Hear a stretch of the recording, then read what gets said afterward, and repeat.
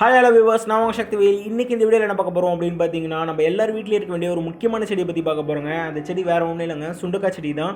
So இந்த சுண்டக்காய் செடி ஏன் நம்ம வீட்டில் இருக்கணும்னு நான் சொல்கிறேன். அதுக்கு மட்டும் இல்லாமல் இந்த செடி எப்படி வளர்க்குறது, இதோட பராமரிப்புகள், எந்தெந்த நேரத்தில் உரம் கொடுக்கணும், இதில் என்னென்ன மாதிரி பூச்சி தொந்தரவுகள் வரும், அதை எப்படி சமாளிக்கலான்ட்டு இந்த செடி பராமரிப்புலேருந்து ஃபுல்லத்தை பற்றி நம்ம பார்க்க போகிறோங்க.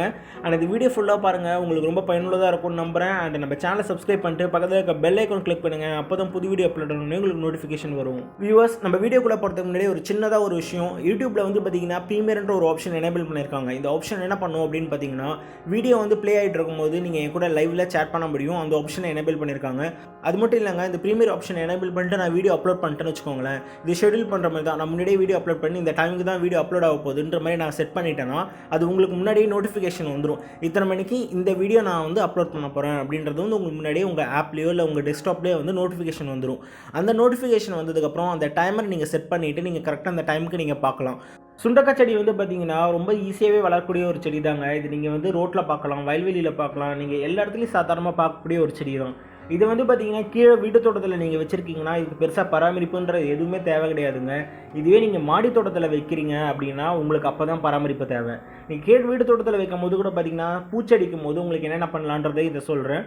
பட் ஆனால் நீங்கள் கீழே வீட்டு தோட்டத்தில் வச்சுருந்தீங்கன்னா பெருசாக பராமரிப்புன்றது எதுவும் தேவையில்லை. இது ஈஸியாக வளரக்கூடிய ஒரு செடி தான். அண்ட் மாடி தோட்டத்தில் வைக்கும் போது இதுக்கு சில பராமரிப்புகள் தேவைப்படுது. அதை பற்றி தான் அதில் பார்க்க போகிறோம். முதல்ல இந்த செடி எப்படி வரும், விதையிலேருந்து வருமா அப்படின்னு பார்த்தீங்கன்னா, ஆமாங்க, விதையிலேருந்து வரும். இன்னொரு வகையிலேருந்து வரும். அது என்னென்னு பார்த்தீங்கன்னா ஏர் லேயரின்னு சொல்லுவாங்க. இந்த தண்டை மட்டும் லைட்டாக வந்து சீவிட்டு அந்த இடத்துல கொஞ்சம் மண் வச்சுட்டு கட்டி விட்டுருவாங்க. ஸோ அது வந்து நல்லா வளர்ந்து வந்ததுக்கப்புறம் அந்த வேர் பிடிச்சதுக்கப்புறம் அந்த இடத்த கட் பண்ணி விட்டுருவாங்க. ஸோ இது ஏர் லேயரிங் மெத்தட் அப்படின்னு சொல்லுவாங்க. ஸோ இந்த மெத்தட்லேயே வந்து உங்களுக்கு பார்த்தீங்கன்னா சுண்டக்காய் செடி வந்து வர வைக்கலாம். ஸோ இந்த ரெண்டு மெத்தட்லேருந்து தாங்க மோஸ்ட்லி சுண்டக்காய் செடி வருது. ஸோ சுண்டக்காய் செடி நீங்கள் எங்கேயாவது பார்த்து எடுத்துகிட்டு வந்து வச்சிங்கன்னா இதுக்கு கரெக்டான மண் கலவை என்ன இருக்குன்னு பார்த்தீங்கன்னா செம்மண், மணல், அதுக்கப்புறம் உரம் கலந்த கலவை. ஸோ மாடி தோட்டத்தில் நீங்கள் வைக்கிறீங்க அப்படின்னா ஒரு 40% வந்து கோகோபீட்டும், ஒரு 30% வந்து பார்த்தீங்கன்னா செம்மண்ணும், மீதி இருக்கிற சதவீதம் வந்து பார்த்தீங்கன்னா உரங்களும் வச்சுக்கலாம். நிறைய பேர் மணல் கிடைக்கிறான்றாங்க. மணல் கிடைக்காதவங்க மீதி இருக்கிற சதவீதம் வந்து உரம் வச்சுக்கோங்க. மணல் கிடைக்குது அப்படின்னா நீங்கள் ஒரு 5லேருந்து ஒரு 10% வந்து நீங்கள் வந்து மணல் வந்து அதில் ஆட் பண்ணிக்கலாம். ஸோ இந்த மாதிரி ஒரு மண் கலவை வந்து தயார் பண்ணிக்கோங்க. இந்த செடி பார்த்தீங்கன்னா உங்களுக்கு வந்து சீக்கிரமாகவே நல்லாவே வளரக்கூடிய ஒரு செடி தான். உங்களுக்கு வந்து க்ரோ பேக் வந்து ஓரளவுக்கு பெரிய க்ரோ பேக்காக வைங்க. இது வந்து பார்த்திங்கன்னா கொஞ்சம் பெருசாக வளரக்கூடிய ஒரு செடி தான். இதில் வரக்கூடிய பூச்சி தொந்தரவுகள் என்னென்ன அப்படின்னு பார்த்தீங்கன்னா, உங்களுக்கு வெள்ளை ஈக்கள் நீங்கள் பார்க்கலாம். அதேமாதிரி வந்து பார்த்தீங்கன்னா உங்களுக்கு நிறையா வண்டுக்கள், அதுக்கப்புறம் புழுக்கள்லாம் நிறைய பார்க்கலாம். தண்டுத்தலைப்பான் பூச்சி வந்து கண்டிப்பாக அதில் பார்க்கலாம். அது எப்படி கண்டுபிடிக்கலாம் அப்படின்னு பார்த்தீங்கன்னா, ஒரு சைடில் வந்து இலை மட்டும் அப்படியே வாடி போயிருக்கும். ஸோ அது என்னென்னு போய் பார்த்தீங்கன்னா, சின்னதாக கிட்ட போய் பார்த்தீங்கன்னா உங்களுக்கு ஓட்டையாக இருக்கும். உள்ளே வந்து நல்லா புழு வந்து போயிருக்கும்.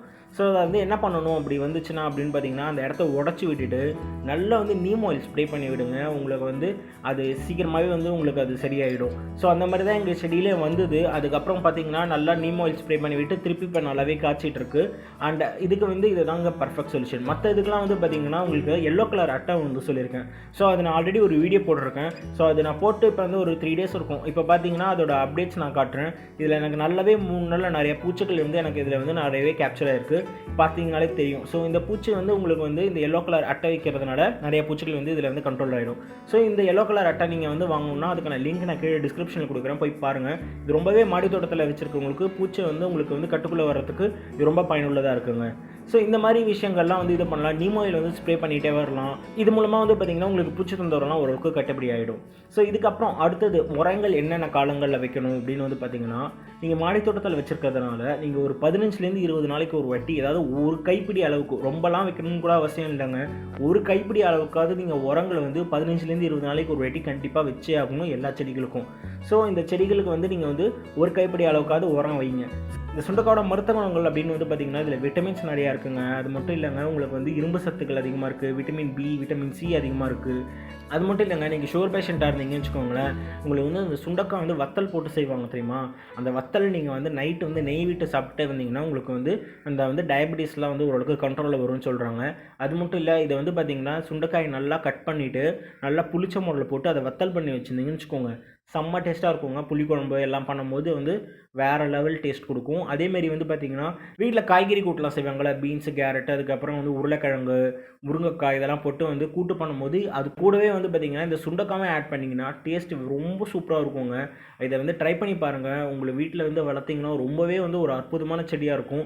உங்களுக்கு தேவையான எல்லா சத்துக்களும் வந்து இது கொடுக்கும். அது மட்டும் இல்லை, டக்கு டக்குன்னு எல்லாருக்கும் வந்து சளி பிடிக்கும், இல்லை ஜுரம் அடிக்கும், அந்த மாதிரி வந்து இம்யூன் பவர் கம்மியாக இருக்கிறவங்களுக்கும் இந்த சுண்டைக்காய் சாப்பிட்டு வர்றது மூலமாக உடம்பு வந்து நல்லா வந்து தேரும். ஸோ இந்த செடியை நீங்கள் உங்கள் வீட்டில் வளர்த்து பார்த்து இதோட அனுபவங்கள் எப்படி இருந்துச்சுன்னு எனக்கு கீழே கமெண்ட் செக்ஷனில் சொல்லுங்கள். இதுக்கு முன்னாடி நீங்கள் சுண்டைக்காய் வளர்த்துருக்கீங்க, உங்கள் வீட்டில் சுண்டைக்காய் செடி இருக்குன்னா அதை பற்றின தகவலும் எனக்கு கீழே கமெண்ட் செக்ஷனில் சொல்லுங்கள். நான் அடுத்த ஒரு நல்ல வீடியோவில் உங்களை சந்திக்கிறேன். Until then, bye from your Shantivel. Have a happy growing day.